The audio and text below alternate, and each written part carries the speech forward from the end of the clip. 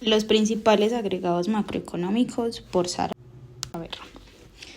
La relación la vamos a realizar entre Colombia y Argentina. El PIB real es el valor ajustado a la inflación de todos los bienes y servicios que son producidos dentro de un mismo país con base a los precios por año. Los factores que influyen en el PIB son el consumo de las familias, la inversión de las empresas, el gasto público, o sea, lo que usa el Estado para el bien de todos, la exportación que genera divisas y las importaciones que vendrían disminuyendo dentro del PIB. Las últimas dos, que son las exportaciones y las importaciones, se ven afectadas por temas externos que serían los precios internacionales y las tasas de cambio. En la siguiente gráfica de los cambios en el PIB en los últimos 15 años podemos observar que durante el 2010 y el 2012 el PIB tuvo cambios bastante radicales en plazos muy cortos.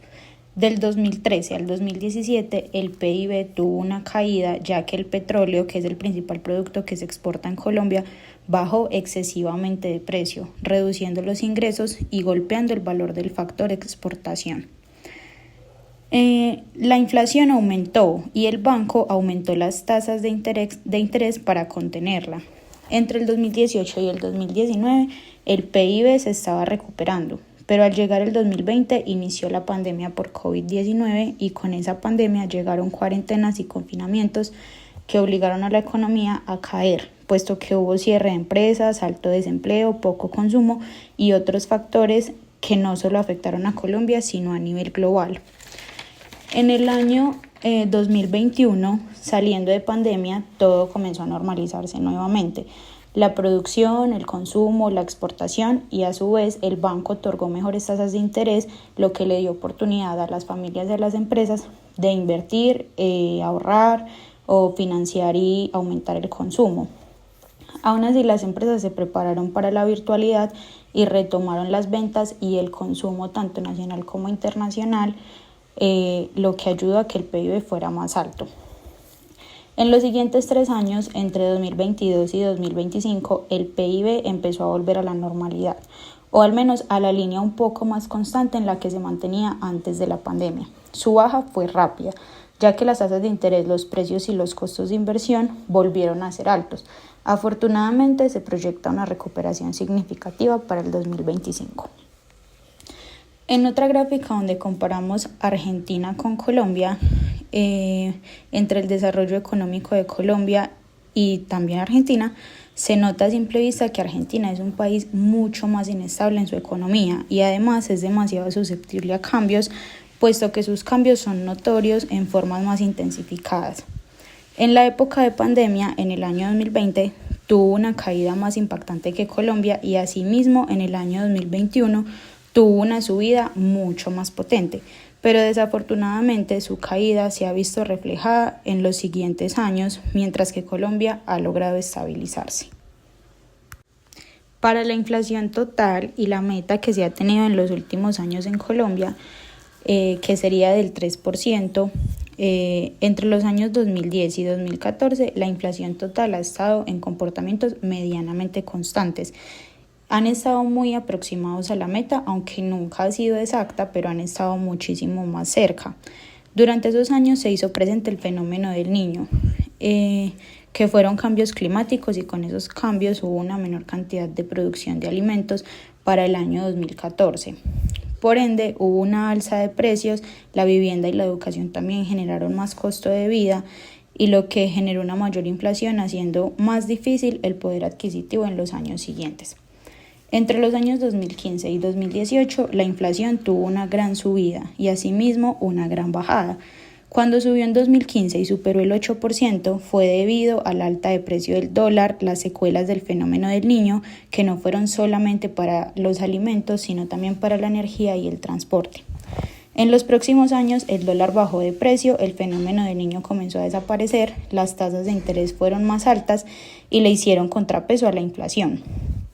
Al buscar la baja de la inflación por parte de la República, las familias y las empresas también comenzaron a adaptarse para llegar a la meta que sería del 3%, llegando al 2019 con una tasa de inflación del 3,8%.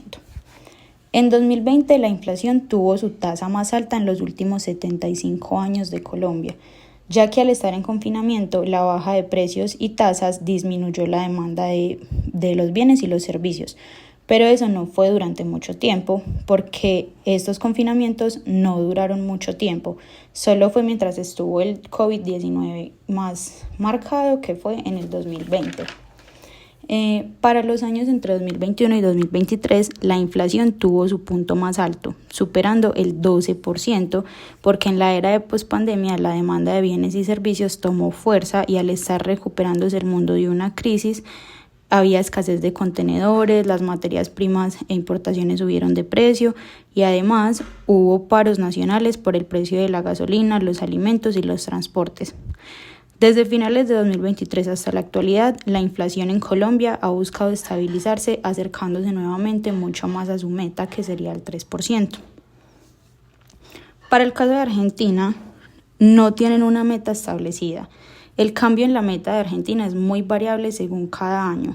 En este gráfico comparativo podemos observar que Argentina siempre ha tenido sus niveles de inflación muy altos y en los últimos 12 años solo ha funcionado en subida, ya que el gobierno argentino gastaba dinero excesivamente, incluso más del que recaudaban, porque ellos recurrieron a la frase que todos hemos pensado alguna vez de simplemente impriman más dinero.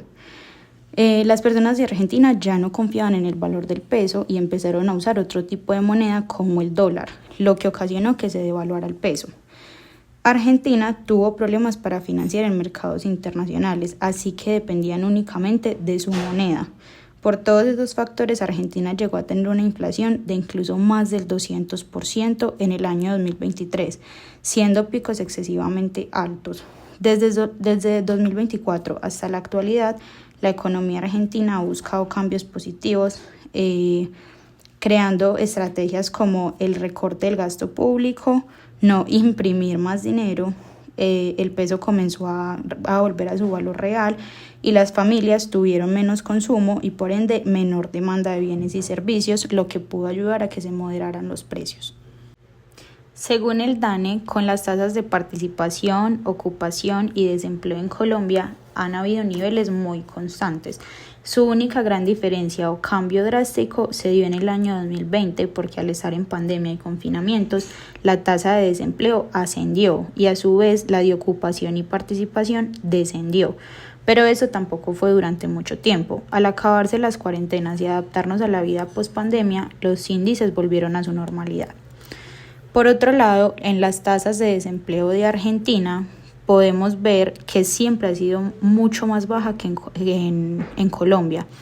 En Argentina, la tasa nunca ha superado, o al menos en los últimos 15 años, no ha superado el 12%, y su pico fue entre 2019 y 2020 también debido a la pandemia, pero aún así no se vio tan afectada como la tasa de desempleo de Colombia.